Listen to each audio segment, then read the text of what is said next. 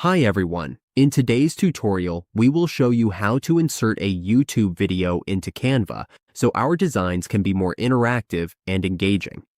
Adding videos is a great way to enhance presentations, social posts, or marketing materials.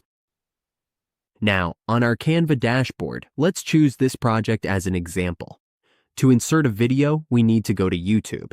Let's open a new tab and head to YouTube.